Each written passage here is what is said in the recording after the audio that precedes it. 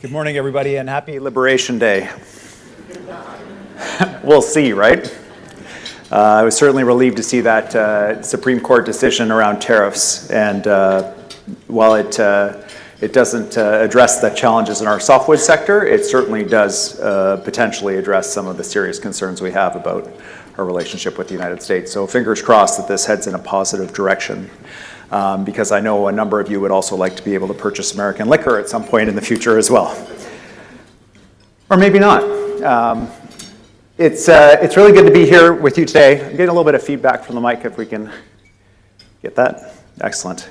I want to thank Bridget. I want to thank Mike for the introduction and the Greater Vancouver Board of Trade for having me here this morning.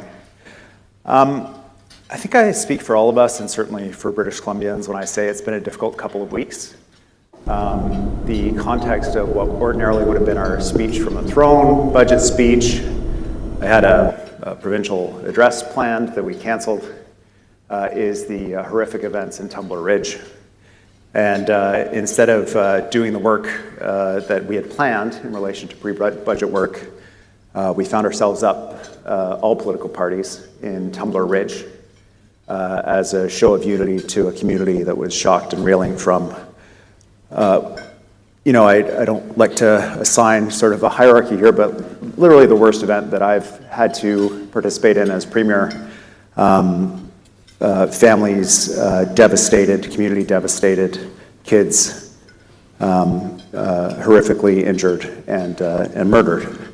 And so it's been an unusual budget cycle, to say the least, where the budget has really taken a backseat, and properly so, to the grief and angst of the community and how we can support them.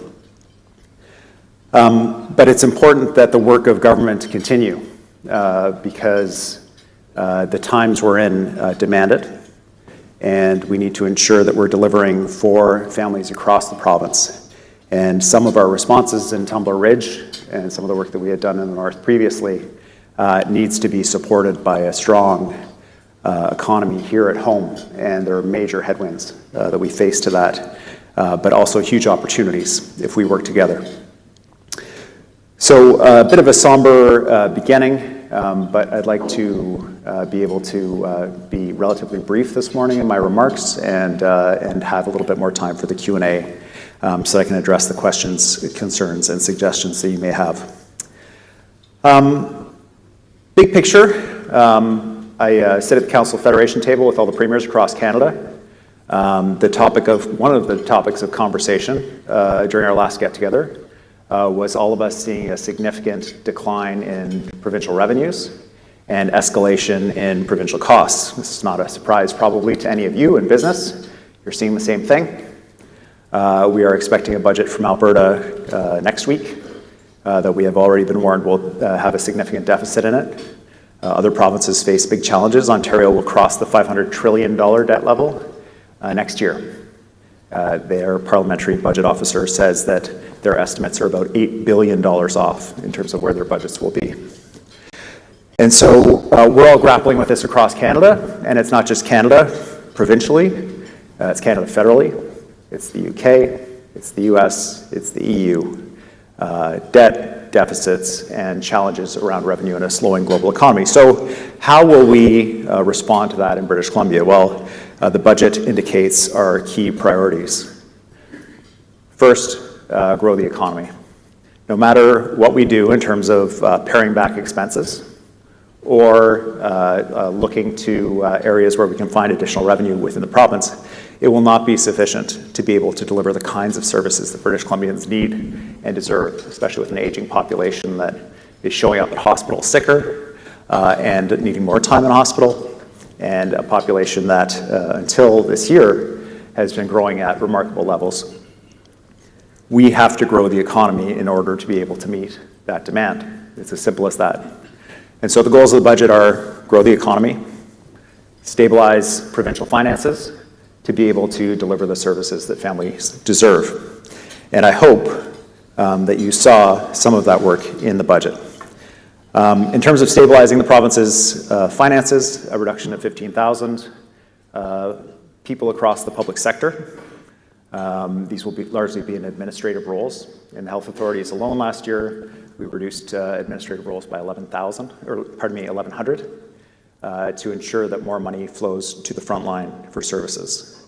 Reduction in provincial expenditure of about $3 billion, largely through administrative cost reductions, and ensuring that our focus is on delivering frontline services. In terms of growing the economy, supports for businesses to invest in our province, $400 million in a special account to pair up with the federal government on their economy growing stimulus initiatives. We are increasingly in a world of industrial strategy, quote unquote, which increasingly appears to mean offering incentives to businesses to locate. And we are in competition with jurisdictions around the world for certain businesses, and we are in that game with those jurisdictions. Having money set aside for us to be able to participate is key to being able to attract some businesses to British Columbia. Tax credit for investment in the capital that's required to add value, to manufacture in our province. One of the challenges businesses have seen is an escalation in the cost of the equipment required to be able to add jobs and create opportunity here in the province. Our Manufacturing Jobs Fund was hugely successful in supporting businesses to buy equipment and hire additional people for an investment of a couple $100 million. We facilitated an investment of over $1 billion in our provincial economy and the creation of more than 1,000 jobs. And so continuing this work, but it being less about government choosing which companies get the credit, and instead about companies choosing whether to invest using this tax credit was a priority. The third piece, training money. An historic investment in British Columbians, and I'll talk a little bit about why this training is so important shortly. But more than $250 million to create additional training spaces across the province for skilled trades opportunities for British Columbians in badly needed sectors. Now, Susie Chant is here. She's the MLA for the North Shore, where CSPAN is located. CSPAN, the Defense Minister, the head of the Navy all say the same thing. We can grow faster if we have more skilled workers. We are hiring. And I hear from British Columbians, particularly young British Columbians, the cost of living. Can I choose to stay in the province? So we have an employer that's willing to pay great family-supporting wages, young people that are looking for jobs that support them to stay in the province and build the kind of life that they want. Skilled trades training is the connection between those two things. We also have supports for apprenticeships within the shipbuilding industry to choose that as well. A number of different initiatives to support business developing here in the province. But I will be frank, and I know you're well aware because I saw your grade.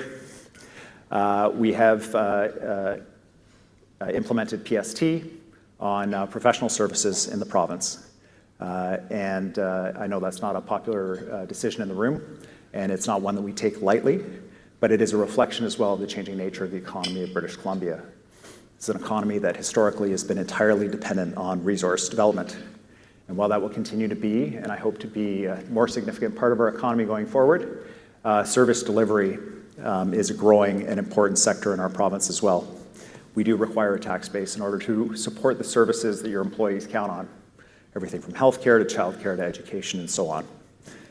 When we cut the carbon tax, the $2 billion tax cut, we did not come back to you and raise the small business tax rate, which was offset initially by the carbon tax. These are challenging decisions, but they reflect where we are going, which is to ensure that we're growing the economy, we're providing services, we're stabilizing provincial finances, and we're moving forward together. Now, that is the, I would say, the challenging news. But there is lots of remarkable good news in this province right now. In the last 3 months alone, we had 3 major mines reach final investment decision, reflecting more than $3 billion of investment in our provincial economy and a couple of thousand jobs. Now, every one of those mining jobs reflects 2 additional jobs in the upstream, predominantly here in the Lower Mainland, but not exclusively. Employment in rural British Columbia, employment in urban British Columbia alike. Increasingly, it is obvious that British Columbia is coming into our own as a major mining jurisdiction internationally. We have always been, in my opinion, BC's mining sector is known around the world and is involved around the world. But to have the head office of the new Anglo Tech locating here in British Columbia as part of their merger with Tech's merger with that UK company is huge news for our mining sector, for spin-offs, for the mining ecosystem as a whole. There are more than 20 mine proposals in the province right now. About $50 billion in capital investment alone will be liberated by our investments in the North Coast Transmission Line, bringing electricity to the northwest of the province. Even setting that aside, in the next year, we are expecting about $50 billion in final investment decisions in energy, LNG, in the mining sector. And that $50 billion reflects private sector investment. Whether you're talking about clean energy projects like windmills, or whether you're talking about LNG, or whether you're talking about mining. And those are the major projects. You see an article in Business in Vancouver today. The federal government over the next 6 years will be putting $20 billion into British Columbia in defense spending alone. Now, I do believe that if you could do submarine maintenance in Quebec, that it would be done there. But you can't. If you want to do submarine maintenance in the Pacific, it's got to be in British Columbia. And so we have geographic advantages that will lead additional federal defense investment here. And I want to thank the Greater Vancouver Board of Trade for your advocacy around the Defense Bank. This is a proposal for a new multilateral institution to fund defense spending around the world. We're making a strong pitch to Ottawa that if Canada is selected as the jurisdiction, there's a good chance we might be, that Vancouver should be the home for the Defense Bank. Bridget is working with a number of other business leaders to advance our bid as British Columbia, as Vancouver, for this bank.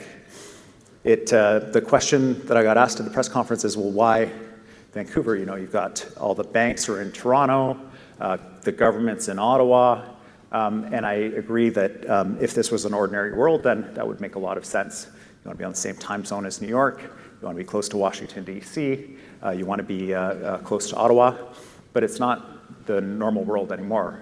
Vancouver is the center for Canada of the connection between our allies in Europe and our allies in the Asia Pacific. And recognizing that new reality of British Columbia as being central to the partners that we want to build with, of British Columbia being a Pacific-oriented trade province, is what I believe will drive British Columbia to be the economic engine of the Canadian economy going forward. We have gone from 6th place in economic growth to projected to being 2nd place in Canada for economic growth. That's not by our province's economists, it's by private sector economists. And a lot of that is driven by these major project investment decisions that are coming, that we have worked closely with the business community to expedite permitting. In fact, there's $3 million in the budget to assist the speeding up of mine exploration permits that feed into the overall mining sector. Now, I promised I'd be brief, but as a lawyer and a politician, here we are. I've got, just flipping through my pages, I did want to address the issues that have been raised around First Nations partnerships, reconciliation, and so on by a couple recent court decisions. There has been a suggestion as recently as yesterday in the legislature that the correct approach right now is to stop talking with First Nations, to end agreements, that these are a net cost to the economy, that this is an overall problem. I can tell you, because I know with absolute certainty, there is not one of those major projects, not one of those multi-billion-dollar investments, not one of those investments that will employ literally thousands of British Columbians, that doesn't have strong First Nations partnership, and that wouldn't be extremely worried about proceeding to FID if they didn't have those partnerships.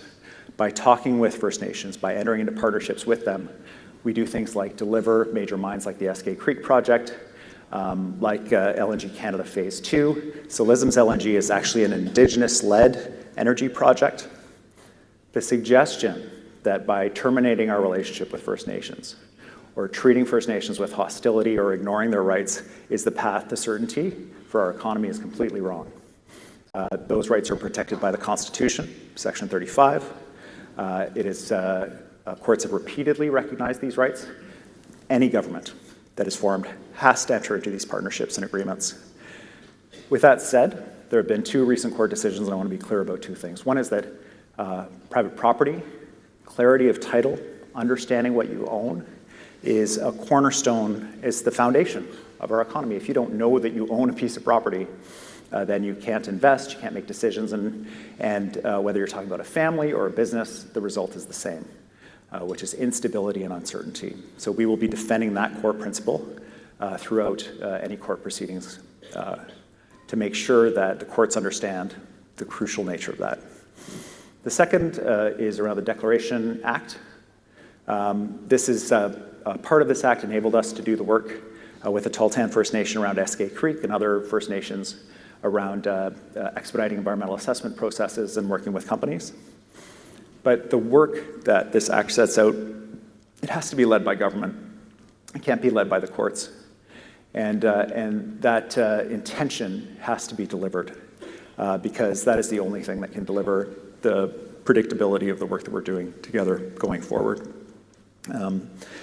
So I know that there is anxiety coming out of those court decisions, but I can assure you that government will continue to work to deliver the certainty that business needs and the partnerships that business needs going forward, including a $1 billion equity fund that supports nations in participating directly in projects so that nations aren't finding the environmental assessment process is the only way to pitch into a project, that they can actually be co-proponents or owners of projects, which has the decided effect, I've seen it multiple times, of speeding up permitting processes and has had the very beneficial outcome of creating jobs and opportunity in some of the poorest communities in our province. So at the end of the day, I want to underline a couple of things. One is the business community, success in business in British Columbia, the opportunities that are here are second to none. There is no other province I would rather be in than British Columbia. And when I look around the world and the challenges that some jurisdictions are facing, really we are in one of the most fortunate places in the world to face these global challenges that are going on right now. Second piece is we have to work together. There will be days and moments where we're on different pages, but at the end of the day, business success in our province is the success of the BC people, and that is what our government wants. I want to be able to deliver the public services that British Columbians need and deserve. We can only do that if the people in this room are successful, and we will work with you closely to ensure that that happens. And then finally, I want to thank you for your work in uncertain times. I sit at a number of these events with business leaders. They tell me about the challenges that they face charting a course right now. And it's not unique to British Columbia. Business leaders around the world are making difficult decisions. Your continued faith and support in our province and the opportunities that are here will get us through this period. And I know we will emerge from this stronger than we went in, both as a country and as a province. And the reason for that is certainly in this room. It is in the people of British Columbia. It is in our educated population.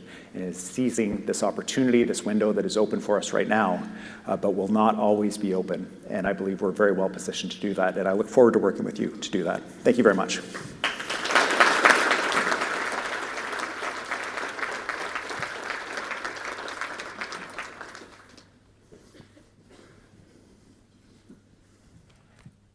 Thank you, Premier. And I'll just remind people that they can put their questions in on Slido, and the passcode is BC Budget.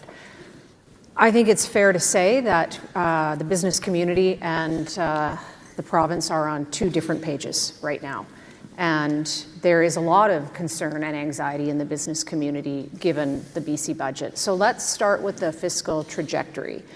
There were signals ahead of the budget that there would be declining deficits. In fact, there is a significant jump in the deficit to 13 billion and continued deficits. And also the debt is skyrocketing. The cost of servicing the debt is now more than double to $9 billion. So can you outline for this community what the plan is to get us back on a more sustainable footing?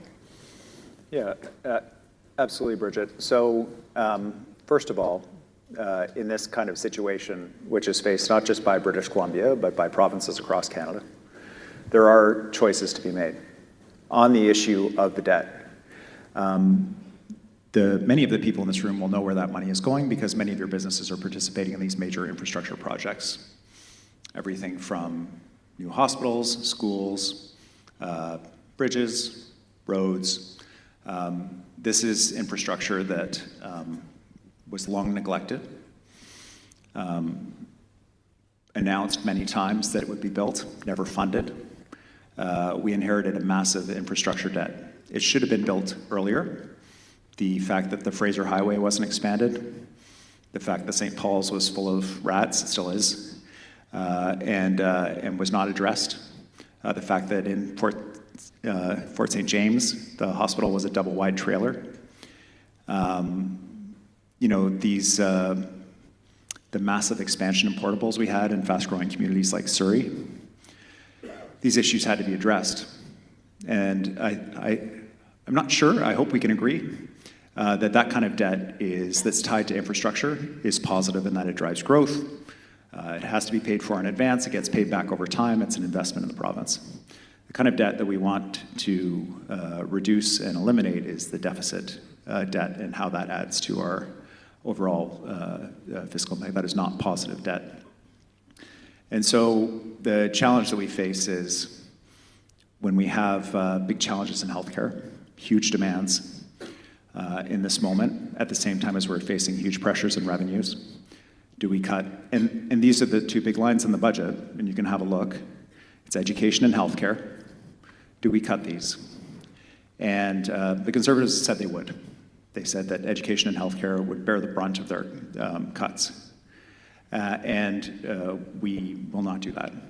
But there is too much expenditure on administration, on bureaucracy, and insufficient adaptation of cost-effective technologies within the medical field across the province right now. So we're restructuring the health authorities to be able to take advantage of that.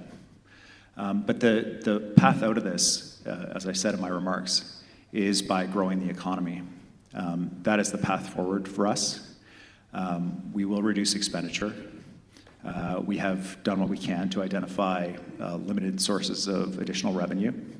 But at the end of the day, if we're not growing the economy, then we're going to be struggling to deliver for British Columbians. And we are delivering declining deficits over time. You're right, there is a big jump.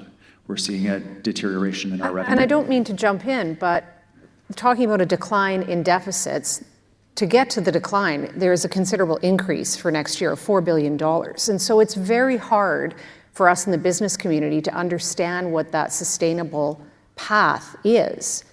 And even, you know, we've got now one credit rating agency who's coming out, who's ringing the alarm bells and saying that they're considering a possible downgrade when there have been possible downgrades as well. Your government came in with a surplus. We're now on a trajectory that is very concerning for the business community. So again, I would ask you, what is the plan when in fact it would appear that looking at all of the priorities you're talking about, that you may in fact have to increase taxes again unless significant cuts are made? Well, I think we'll see over the next year major projects reaching final investment decision that's going to create significant momentum in the economy. In addition, there's significant federal stimulus that's coming to British Columbia through the form of defense spending and other investment. You know, what we've done with our Look West strategy is to ensure that the province is positioned to benefit as much as possible from these transitions that are taking place. And, you know, we had projected an $11 billion plus deficit for last year. We're coming in just over 9.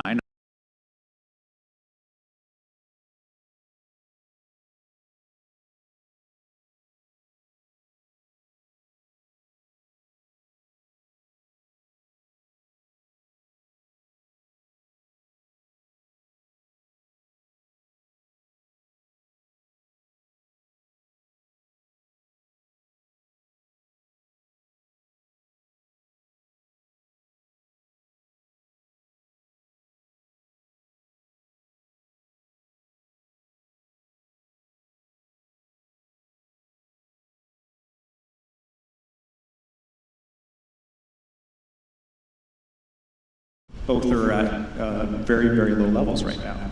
At one point, natural gas prices were negative in British Columbia in the last year. Timber prices in the US are the lowest that they've ever been because of the collapse of the home building industry. We are still an economy that is disproportionately dependent on resource revenues. And they say, well, what are you going to do about that? You can see what we're doing about it. We have 6 LNG facilities that are either complete or under construction or reaching final investment decision in the next year. And our expectation and hope is that we will deliver those, and those will assist in driving additional revenue for the province as we access markets overseas. We have been working hard with our timber sector to provide them with interim relief, but also develop additional markets overseas. But all of this work we can't do alone. We require the partnership of the business community. I want to talk about the expansion of the PST to professional services. This is going to impact our members significantly. It will add to the cost of delivery of housing, which is struggling right now, that whole sector. Add to the cost of delivery of major projects. It will add to the cost of many, many small businesses. And one of the things that you and I talked about when you first came into office was the need to cut red tape. And there was the ease of business review. This actually runs counter to some of the initiatives that were undertaken in the review. So how do you reconcile that, given the work that some of your other ministries, and you in fact have been committed to do to reduce red tape and reduce the cost of doing business? Well, we eliminated the carbon tax, which was a major concern and advocacy piece of the business community in the province. That was a $2 billion revenue hit. We are saying that we do still need revenue in order to be able to deliver services in the province. And part of that has been the PST on professional services. The PST has been in place on legal services for a generation. Our economy is, while still heavily resource dependent, shifting to a service economy. We do need to recognize that in terms of the revenue that we're able to generate for the province, because the people who work at these companies, their kids need schools, they need healthcare, they need daycare, they need those supports as well. One of the things that was said in the budget around this PST is that other provinces do the same thing, and it pointed to Ontario and Quebec. But in fact, the difference is that there is harmonization. Is that something the province would consider, is looking again at bringing initiatives that would bring in harmonization? Well, what we're looking to do across the country is to drive harmonization around trade across the country. We're not looking at bringing in the HST in British Columbia. That harmonization of standards around goods, professional movement, and accredited worker movement, food, alcohol. British Columbia is leading that charge. It's moving way too slowly. It's very frustrating, despite many, many assertions around in public. But is it time to think about an HST again? You know, if that's a campaign that business community wants to take on, I'd be happy to hear the public discussion about it. I don't hear a lot of appetite for it. But would it put us on a more equal footing with other provinces and put us in a more competitive position? Well, it would add additional sources of revenue for the province because it taxes things that we don't currently tax, which was the big reason why people in the province voted against it last time. So I think that issue would have to be addressed. But ensuring reduction of paperwork and duplication between federal and provincial tax regimes is I think, an admirable goal. But there is a significant hurdle in terms of what people are willing to tolerate right now. I do want to get to some questions on Slido, and this top question speaks about the public sector. So in the budget itself, 80,000 jobs added just in the last 5 years. And the government is committing to trim 15,000, but that's just over 3% over 3 years. And so the question is, you know, given that the population has grown 20% in the last decade, while at the public sector compensation has increased 115%, there's two questions there. I mean, how can you explain that? And then, you know, when you think about these cuts to the public service, how did it get to 80,000 added in just 5 years? I mean, was that really the smart move on government's part, given that we had in the private sector had been ringing the alarm bells that there had been little to no growth in the private sector? Well, I think that there's a number of different categories of public sector employee that we should talk about. There's the doctors, the nurses, the teachers, the teaching assistants, the paramedics, and others, which is the bulk of the growth. The healthcare system and the growth of the population, while the population grew 20%, the population, and particularly the baby boomers, are aging. They're a very large portion of the population. We also attract retirees from other provinces. The people who are showing up at hospital are sicker, they're staying there longer, they need more intensive care. So I think we can agree that those are, maybe not, but I think they're positive increases in public sector support. We are connecting 4,500 British Columbians every week to a family doctor. Family doctors are examples of these kinds of workers. So that's a significant part of the explanation. A significant part of it is a problem, and I agree it's a problem. It is around management, non-frontline services, VPs at health authorities, and other categories of worker like that. And that is where we're committed to reducing expenditure, driving it down by 15,000. We have outperformed our initial targets that we put forward. We've had a hiring freeze in place for more than a year now. We've reduced, and it's important to understand public sector versus public service. The core public service in British Columbia is down. I think we're close to 2,000 people now. And the broader public sector includes such sector, universities, hospitals, all these other health authorities and others. But I believe we'll be able to meet and potentially exceed our targets. But I agree that there are a number of workers we need to reduce there. You spoke in your remarks about how you wanted to see more growth in the economy, and you think the budget sets up that in the long term. Talked about major projects which are set to deliver. Yet I heard from a number of members, and one in particular stood out to me, who reached out to me yesterday, that given what this budget delivers and given the expansion in the PST, they are going to pick up and relocate to Alberta, which is a replay of what we saw a couple of decades ago when companies simply cannot afford to stay here to do business. What message do you have to those companies that are faced with those very difficult choices right now? Okay. So it's hard to defeat an anecdote, Bridget. We're I'd be happy second to in share their Canada. Well, information. we're second in Canada for job growth, 35,000 jobs last year. We've increased per capita investment in this province by 79% since forming government. If we land even a fraction of the major projects that are reaching FID in the next year, that number is going to go up significantly. Alberta is talking about moving out of the country. There was a speech yesterday about a referendum on an array of measures that will raise uncertainty around access to workers related to immigration, being able to recruit people from around the world, around the certainty and stability of the government, to be blunt, in terms of what's being proposed in Alberta through this referendum. And so if a business looks at that and says, yes, this looks like the kind of thing that we want to get involved in, it's hard for me to make an argument. But if you are looking at a stable jurisdiction that is growing, that is hiring, that is training, that supports immigration, that supports skilled workers coming in and building a life here still, then British Columbia is the place. And you know, if the PST on the accounting bill is sufficient to move you to another province, I don't know what to say about that, except to say that it may not be in the long term, in terms of Alberta's current trajectory, necessarily one that's going to support the long-term success of business.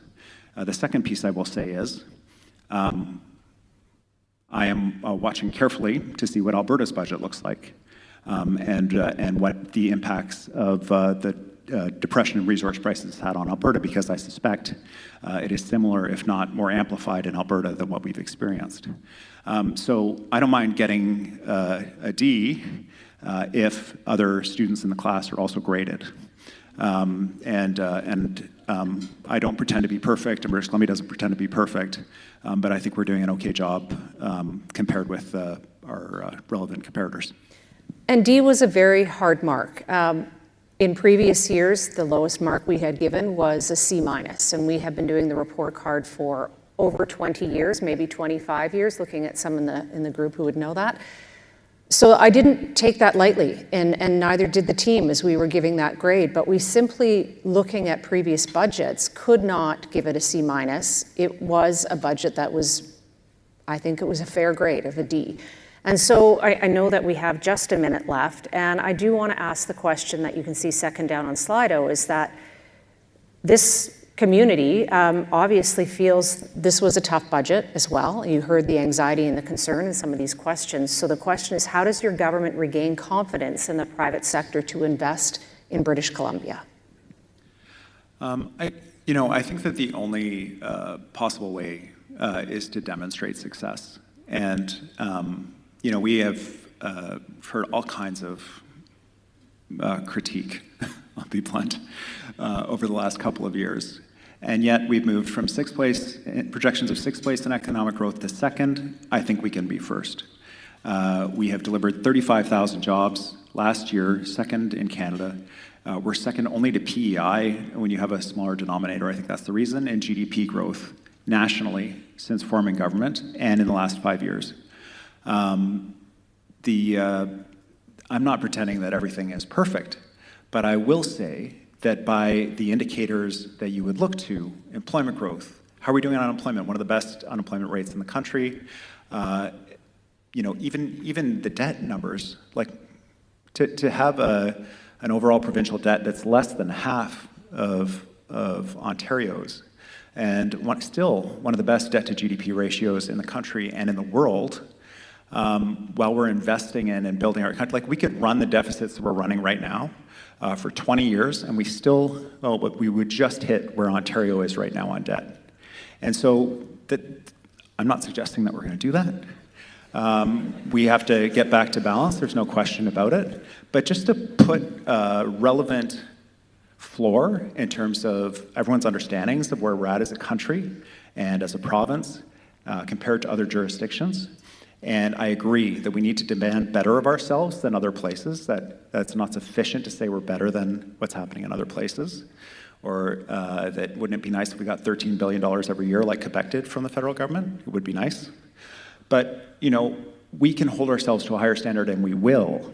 But I think that the only way to demonstrate to this room, to the Board of Trade, to others, is through success. And I think when we deliver tens of billions of dollars of direct investment into British Columbia, that will be the answer.